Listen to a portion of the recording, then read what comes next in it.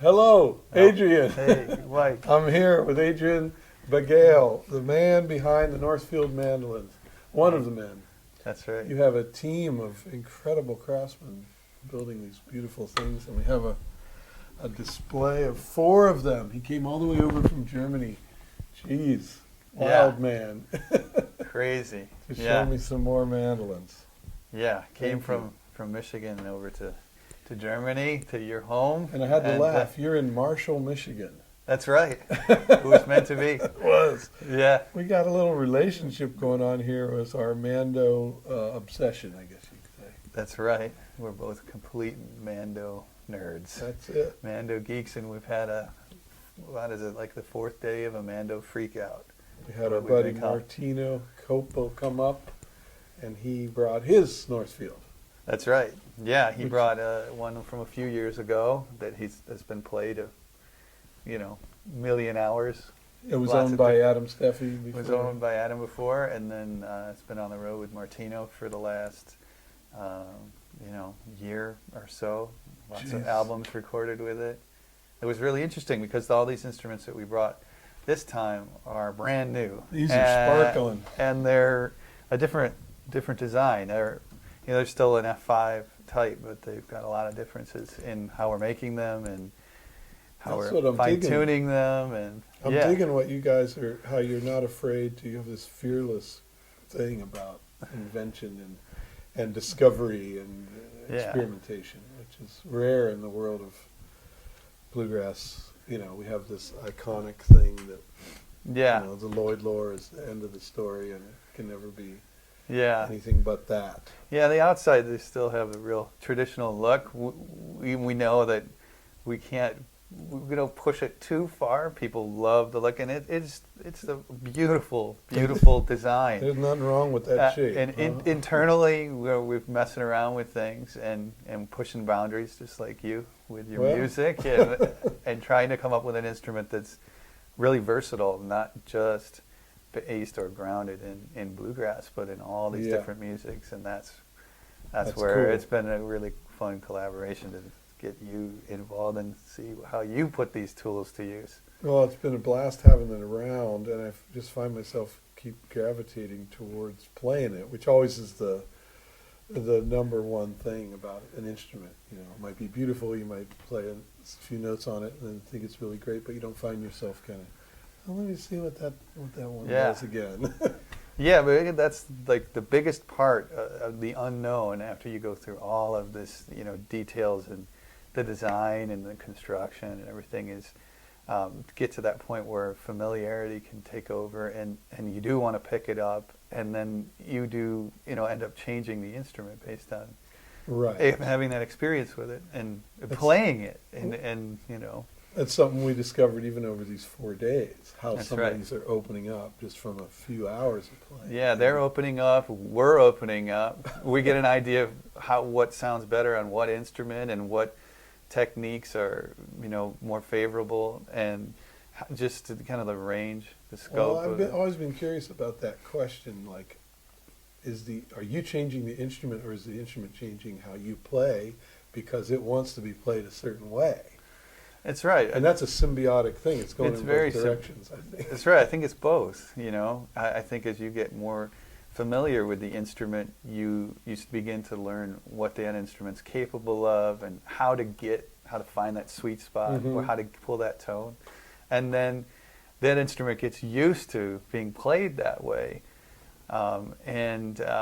You can put it in someone else's hands. It has everything to do with someone's touch and their pick and the string choice and their action setup and everything. But even among the same player, you're going to play certain instruments a different way, and I think they're going to get kind of, if you will, tuned in to you. Like you're accentuating certain frequencies, or you're pushing it in certain parts of the neck. Yeah. And then that instrument gets used to that and kind of opens up in that area. That's right. I mean, some guitar players you hear of too, that they have like a collection of instruments. They'll use certain instruments for certain tunes that they know, especially in a recording situation, that they're going to play certain chords, maybe capoed or not. And they'll adjust their playing. Like they might not play that G chord the same way on another instrument. And so it's this whole... Oh, I've seen Brian Sutton in the studio, man. It was just like 3 or 4 Martins, all of them Martins, but very different. And for a country session, very pop oriented. Yeah. Not a bluegrass driving hard thing, but something with a lot of range. Yeah. Tunes that sounded like James Taylor tunes. And then a row of picks on the music stand. And using different picks for, depending on the drums and bass, how hard they're hitting, or where the guitar was fitting in the mix. Did it need more low end, or was it better a little brighter? Yeah, kind of EQing himself. That's right. Yeah, EQing. It was talking about EQ. I mean, that's what we're trying to do with these new instruments. Is get inside them and try to use the tone bars, the arching, the thickness, and the graduation of the tops, to try to EQ them to the best of all worlds if we can. Because I mean, it would be better if you could play one instrument for every kind of music, right? Maybe not so great for the mandolin market, because one more is always better. Right? It's that golden rule. How many do you need? Just one more, that's right. But balancing things out and working with the internals to try to accentuate certain things. I'm really impressed with how you guys are into the science of it all, like really studying density of wood and what does this piece of wood really want to do, and how can we tune it a different way to bring out something? Total geeky really stuff. Chase this. It's not just a mystique. Oh, I don't know. I just build them. And it's a feeling, man. Yeah, well, maybe it's some of both. It's not. We always talk about this sort of Geppetto principle, where it's just one guy in one shop with the candle going and the wood fire stoked, and kind of. And we're 50 years later. And then it turns into a boy, and from a toy to a real thing, and it talks. Yeah, we're different. We've got multiple people, which means multiple perspectives. We've got multiple languages, multiple cultural backgrounds. Just gives you more to draw from. Just a plethora of different types of, different things, different motivations, different incentives, ultimately different ideas. And then, science, technology, they're really quite different than they were maybe, 40 years ago. And the kind of things you can actually visually see, for instance, on a computer. That's right, and so you have to decide whether or not you want to use that. We do. Kosuke Kiyomori, who is really kind of the chief designer when it comes to using all the technology in our small team, has really found a way to use both handwork and CNC technology and a variety of other types of sound analysis tools, I guess, are the best ways. Microphones, spectrum analysis, all this sort of stuff. And this guy is into it. Absolutely. It has led to all the development of our instruments, especially from the engineering side of creating jigs and fixtures that can be used to make work more accurate every single time that you do it. And that is actually the reason why we've gone so heavy into the science. It's been consistency. That's the one thing that I think above all other things is really incredibly important. I mean, you have to meet. You're talking about like lines, just getting things clean, for instance. And not just that, but also tonally. Sound. So when you start saying, that we're way into wood and the materials and the densities and the various different properties to the material, that's our starting point. That's what we have to make sure of. Most of these, in fact, almost every single master model, which is what all these are, and these are our new master models, we call them 3.0, but every one of our master models to date, with the exception of a few that go to dealers, are owned before they're played. And so you can imagine, Wow. you know, buying something and then a year or 6, 8 months later getting it, it's got to be right. Yeah. You know, so there can't be things wrong with it. It got to sound really great. And if you really want to hit it out of the park, it has to be better than anyone expected. Yeah. So what's been cool is to put these things on tape and then listen to them. We've talked about the idea of volume can sometimes be can fool you as to what you might think you're hearing. That's if right. something is loud, it's natural to think it's better. That's right. I mean, there's a lot to be said for loud and responsive, and that was why we hooked up, you know, you and I months and months ago, because you weren't fooled by it, and you could immediately see, you know, I'm looking for tone, I'm looking for, what was the words, bone structure. Oh yeah, the tone has to have the bone in it to hold it. You know, it can't be too stringy or airy. It's And got to have substance. That sent us, you know, looking, and we had been really trying to redefine different ways to tune the instrument to do just that, more power across all the strings, a more dynamic sound at the same time, but just more oomph in certain areas, and you nailed it with that bone structure. It's like they talk about in winemaking. They talk about that, and it has to do with the acid content. If it's all fruity and fluffy, and it's that acid that actually holds the flavors together. That's right. And it's what I love about the lore is it does have that. Each note has that nice punchiness. But what you guys are finding is this way to bring out the low end in this ballooning way. Yeah. It's just gorgeous.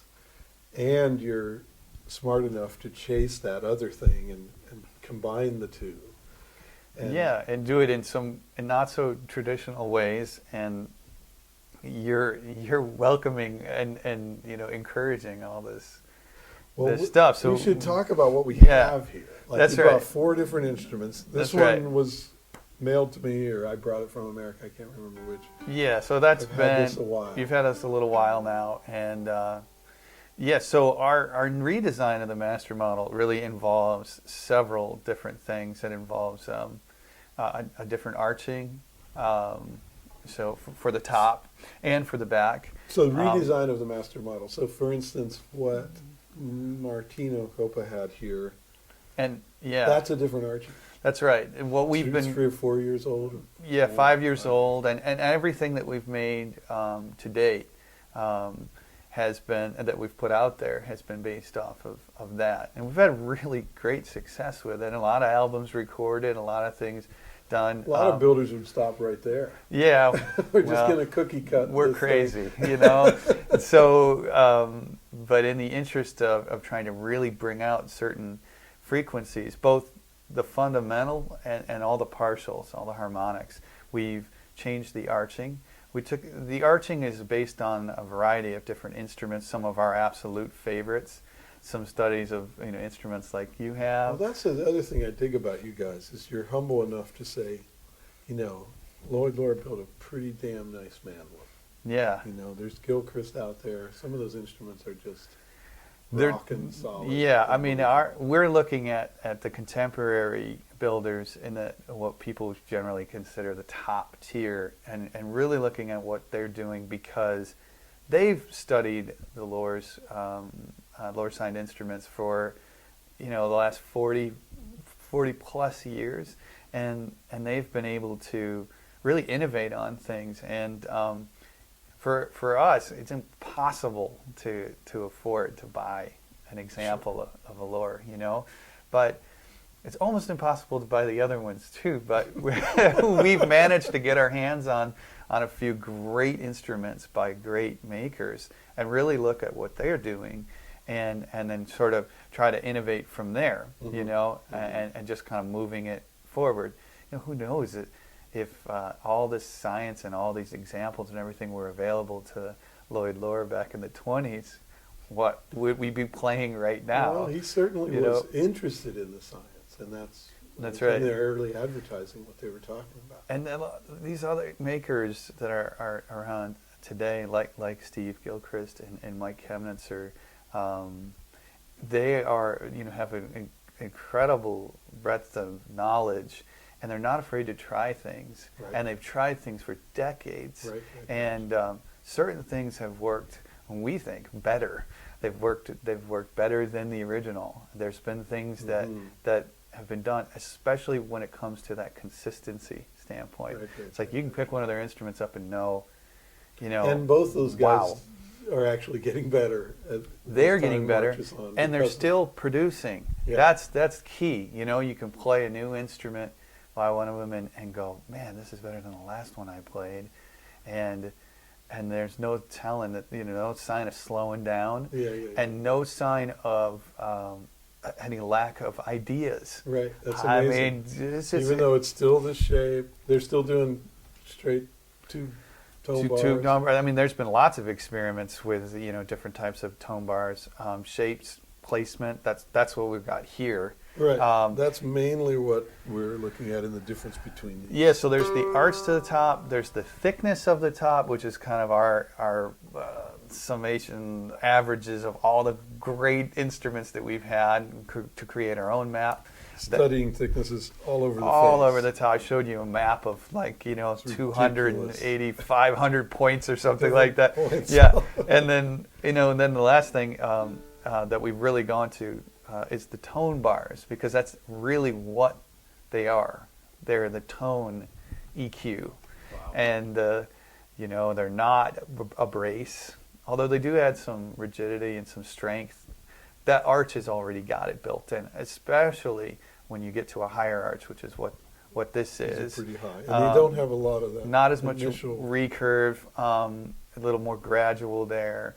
Yeah, so this instrument, and we've also experimented with the topwoods quite a bit, which we've been doing for the last several years. I mean, between the Alpine and Engelmann spruce and then Adirondack spruce. Those are the two those big are the, ones. kind of the go-tos for a lot. I mean, there's a lot of makers experimenting with redwood, cedar, different things like koa, and even hard walnut, and also, you know. But it seems like for this sound, or the sound you're going for, it's one of these two usually. Well, it's kind of like the mandolin makers, because there's all these fantastic players out there like you, and albums that you've done with all these incredible musicians that are really, you know, they find the sound. So there's all this fantastic recorded music on instruments like this. So it just got reference. It makes sense as a reference. We've got to make sure to listen to that. What, in your opinion, is the difference between Adirondack and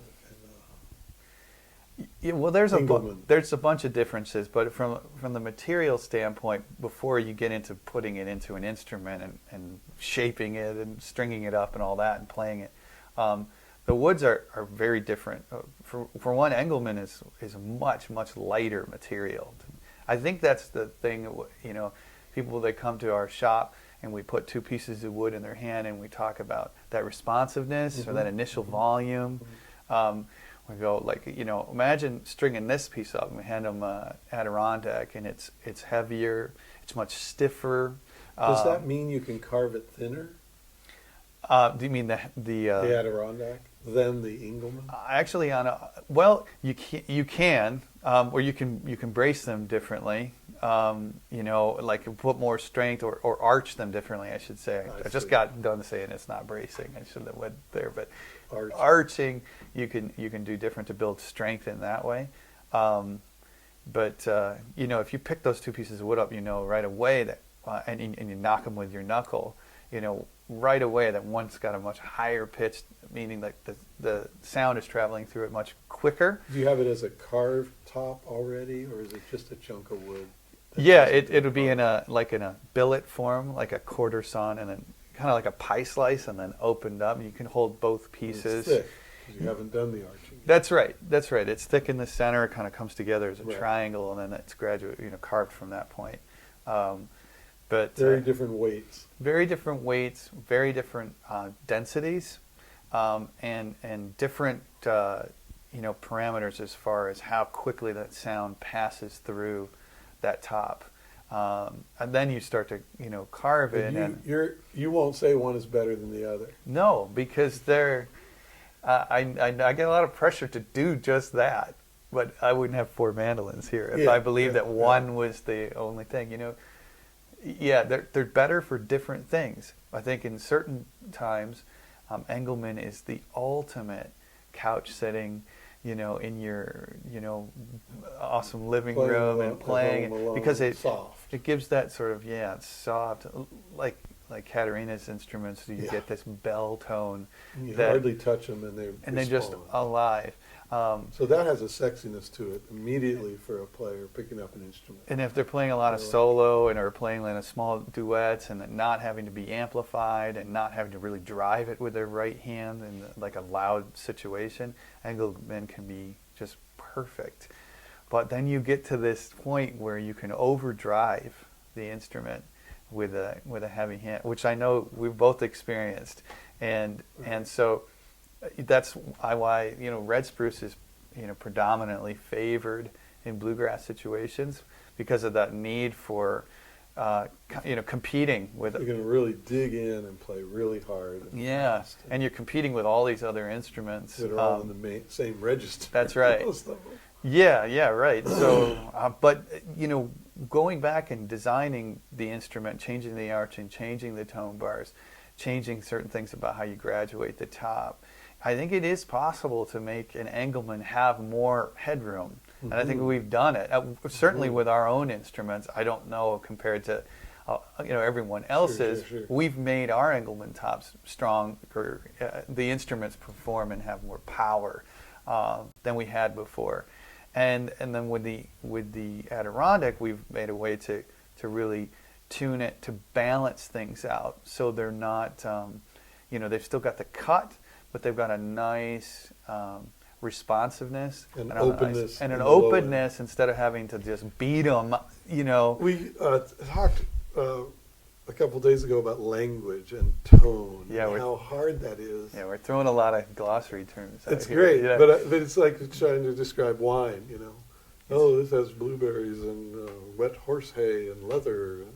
Yeah, what does or that mean? You know, exactly. drinking grapes. Or What this are you is talking this is dark sounding. What is dark? You know, this thing has a complex tone. Right. That's one of those things you read it all the time. You know, I found that this was more complex versus this, and Does that mean more overtones? Does that mean right. more different colors? I mean, it's a very funny thing. Colors is a good way to think of it. Flavors is a great way to think of it. But everyone has a different palate. Some people are colorblind. Tone deaf, whatever, you know, so it's... Hey, let's play some of these things. Yeah, so this is what? This is an Engelmann topped sugar maple backsides and neck, and it's a 5-bar tone bar. It's not an X brace. It's much more like a traditional tone bar. People call it, you know, parallel tone bar bracing. But we've changed the position, not of the bass, but of the treble side. And we've also put a bar in a really weird place, kind of sorted down the middle, and then added a couple sympathetic braces as well, or sympathetic bars. And This is the one I've been playing on for a few weeks, or maybe a few months. A few months, yeah. Since December, I think.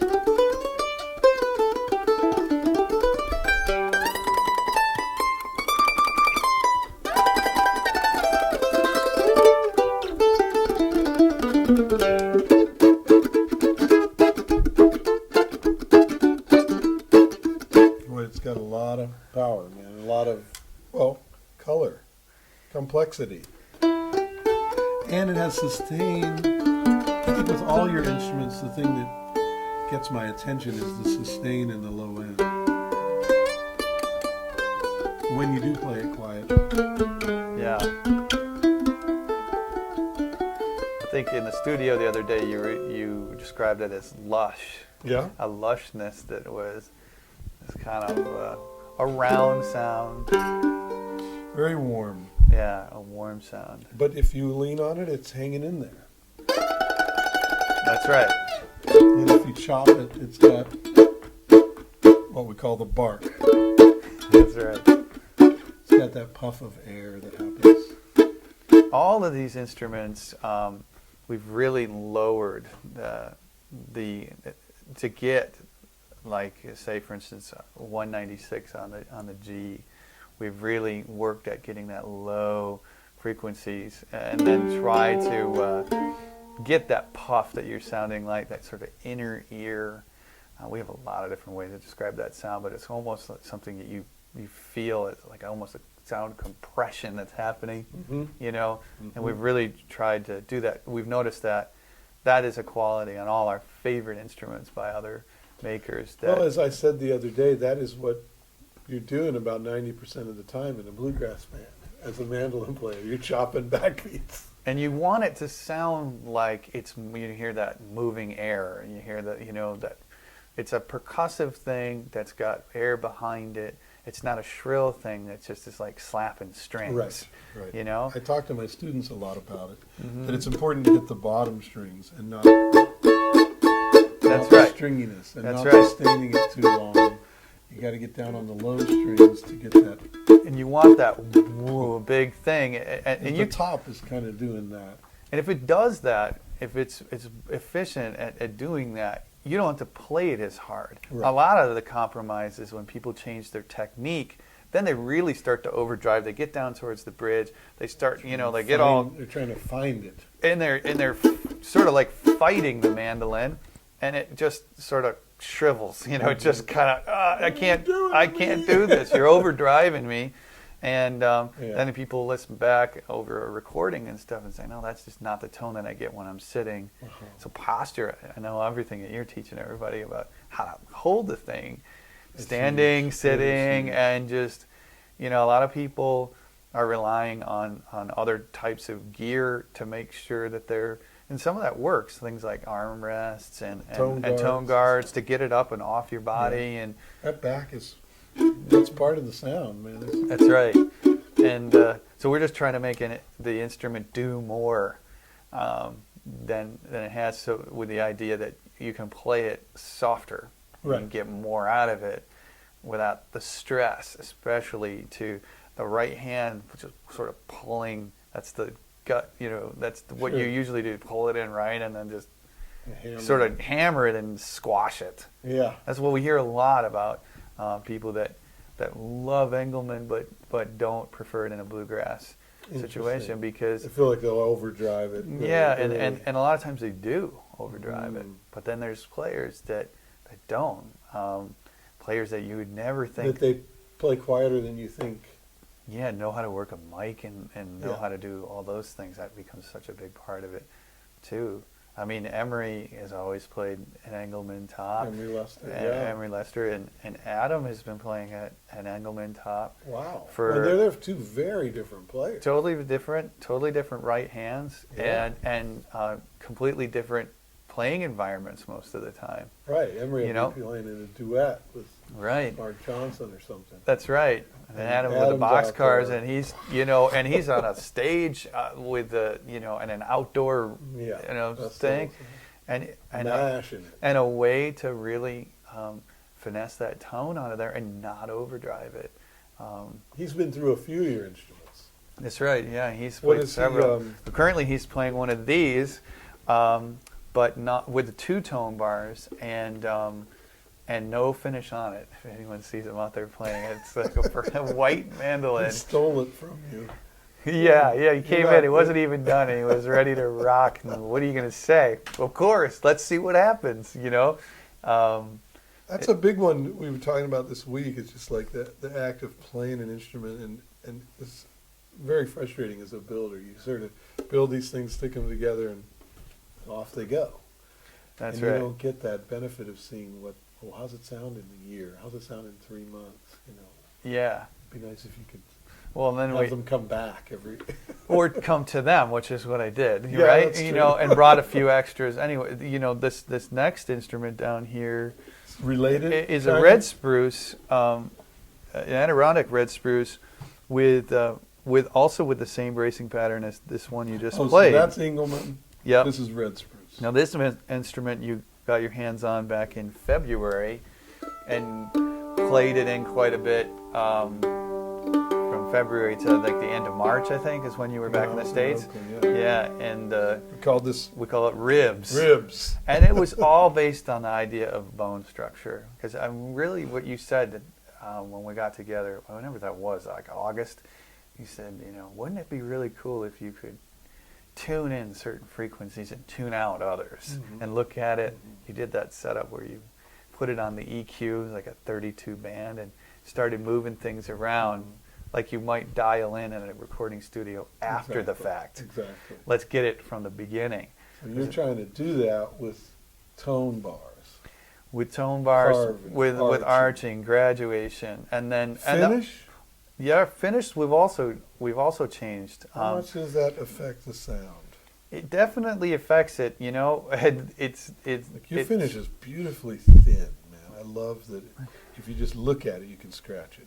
Yeah, it's like a plus and a minus. You can actually see the grain on this. Yeah, it's so thin. We've really gone after the sound.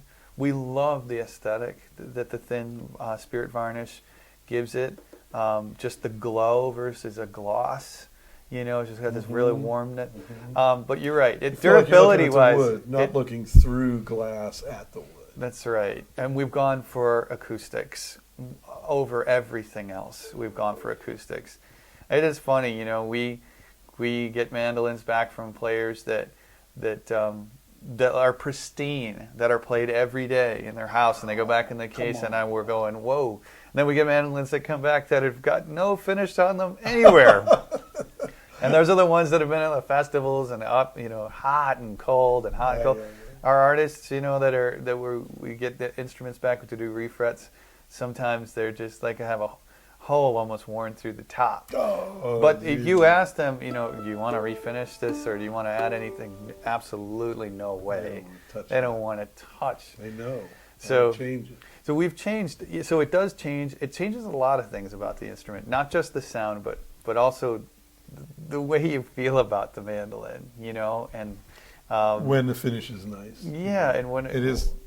It's like that thing you said. You want to pick it up. You want to play. You want to stare at it. Yeah. And the best instruments, our favorites, are those kind of mandolins. But yeah, it's still. So this is.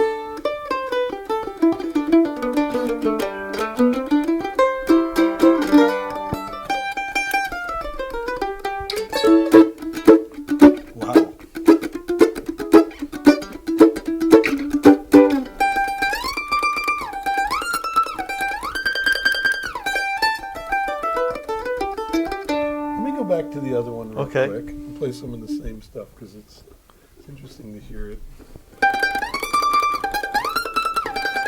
A little darker. Yeah.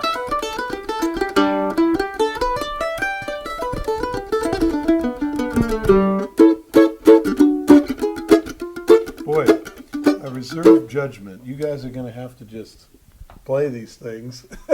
Yeah, because for yourself, because it gets into this apples and oranges thing right away. Yeah, it does. I don't say one's better than the other. I immediately say, well, this has this, but this one has that. And that's right. As long as realizing it's like faders, you want to turn this little piece up and turn that little piece up. Yeah, and then look, they're all new, really very new, and they need to be. There's that familiarity thing. Like once you get used to it, you'll know.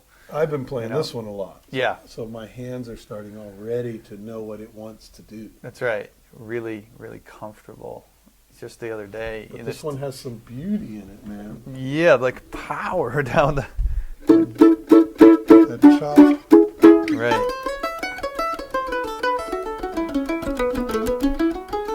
Now we put all the same strings on them. They're all got J74s on them. Put on the same day. Put on the same day, yeah. And I think the mandolins were played equally. Pretty much. You kept changing them and. Wow.